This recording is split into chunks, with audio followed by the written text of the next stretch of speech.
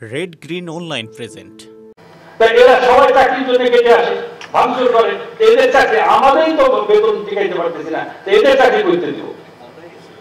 তো এই অবস্থার মধ্যে আমার সব যদি আমাদের প্রোটেকশন না দেন, এইভাবে মার খেয়া আমাদের লোক কিন্তু আর চাকরিতে যাবে না। নিজেদের কষ্ট হয় না। আমি একটা কাস্টমারের অর্ডার করি, নাম বলতে পারি, সে যে অর্ডার দাম দেয় তাতে আমার কষ্ট উঠে না 4 থেকে 5% আমার নেগেটিভ। কেন অর্ডার নেই? কারণ আমার তো ফ্লোটাল পুরোটাই খালি যায়।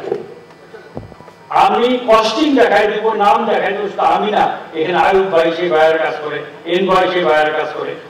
ওর অর্ডার করে নেই, ওর সুযোগ পাইছে, কারণ জানে ওর ভলিউম আছে, ও এই অর্ডার ছাড়া আমার অন্য জায়গায় বিকল্প ব্যবস্থা নাই। এমন এই অবস্থার মধ্যে হঠাৎ এই ব্যবস্থা শুরু হয়ে গেল, এই ভাঙচুর শুরু হয়ে গেল, অগ্নিসংযোগ শুরু হয়ে গেল, মালিকরা পালায় বেড়ায়, স্টাফদের মারপিট শুরু হয়ে গেল। এমন অবস্থায় সেনাবাহিনী আমি সহ ব্যবসায়ী নেতৃবৃন্দ মাননীয় চিফ অ্যাডভাইজার সাহেবকে সাথে 2 বার দেখা করেছি, বলেছি যে আপনি যদি সেনাবাহিনীকে এম্পাওয়ার্ড না করেন তাহলে তো আমরা আর ফ্যাক্টরি চালাইতে পারবো না। আজকে আমি গর্ব করি আমাদের সেনাবাহিনী ভাইদেরকে। তারা যদি আমাদের পাশে না থাকতো, একটা গার্মেন্টস থাকতো কিনা, গার্মেন্টস থাকতো, বিল্ডিং করে থাকতো, কিন্তু কাপড় চোপড় লুট হয়ে যেত, সবকিছু লুট হয়ে যেত। অলরেডি কয়েকটা গার্মেন্টস লুট হয়ে গেছে। ওরা 5টার পরে থাকে, আপনি বলেন 5টার পরে সেনাবাহিনী ভাইরা চলে যায়, তারপরে আমাদের ফ্যাক্টরি কে পাহারা দেবে বলেন?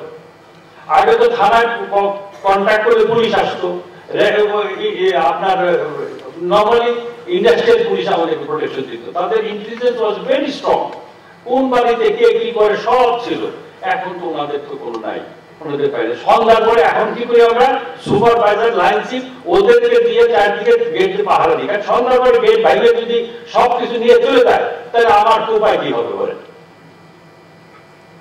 আর টেলিফোন করলেই তো অ্যাকচুয়ালি সেনাবাহিনী আমার জন্য তৈরি থাকে না, আর কয়টা ফ্যাক্টরিতে এসে যাবে বলেন? ঠিক এমনই অবস্থার মধ্যে কিন্তু আজকের এই মিটিং অত্যন্ত গুরুত্বপূর্ণ বলে আমি মনে করি। কি বলেন ভাই সাহেবরা? তাই এরা সবাই চাকরির জন্য কেটে আসে, ভাঙচুর করে। এদের চাকরি আমাদেরই তো বেতন টিকাইতে পারতেছি না, এদের চাকরি করতে দিব। তো এই অবস্থার মধ্যে আমার সব যদি আমাদের প্রোটেকশন না দেন, এইভাবে মার খেয়া আমাদের লোক কিন্তু আর ফ্যাক্টরিতে যাবে না। এইভাবে যদি আমাদের প্রোটেকশন দেন, আমাদেরকে নিশ্চয়তা দেন, তাহলে আমরা ফ্যাক্টরি চালাবো না, আমাদের পক্ষে সম্ভব না। আমরা বাধ্য হয়েছি। আজ থেকে 10 দিন আগে আমরা বলেছি জেনারেল মুহিন সাহেবকে, আমরা এই টেরর অ্যাক্ট ধারা বন্ধ করে দিতে চাই, আমরা আপনার পাচ্ছি না। উনি বলছেন যে দেখেন, এটা আমাকে আর্মি চিফ কঠিনভাবে দায়িত্ব দিয়েছেন, আমি যদি আজকে বন্ধ করে দেন তাহলে এটা আমার ব্যর্থতা হবে, আপনি আরেকটা দিন চালান, আরেকটা দিন। উনার কারণে কিন্তু চালাইছি, কিন্তু উনিও শেষ পর্যন্ত দেখছেন যে আমরা নিরুপায়, যতদিন খোলা রাখি তত ক্ষতি বেশি হয়, তাই টেরর অ্যাক্ট ধারা বন্ধ করেছি। কালকে তখন শুনলাম, কালকে পরশুদিন মাননীয় চিফ অ্যাডভাইজার সাহেবের সাথে ব্যবসায়ী নেতৃবৃন্দের মত বিনিময় হয়েছিল। সেখানে 2 জন অ্যাডভাইজার ছিলেন, সালাউদ্দিন সাহেব এবং প্রফেসর অভয়উদ্দিন মাহমুদ। প্রফেসর অভয়উদ্দিন মাহমুদ আমাকে বললেন যে আপনাদের রিকোয়েস্টে আর্মিকে এম্পাওয়ার করা হয়েছে, তারা এখন ম্যাজিস্ট্রেসি পাওয়ার পাবে, ম্যাজিস্ট্রেসি পাওয়ার পাবেন, এবং তারা ওইভাবে তারপরে থেকে আমি জেনারেল মুহিনকে কনভে করলাম। জেনারেল মুহিন বললেন যে আমি মেসেজ পেয়েছি বাট অর্ডার পাইনি।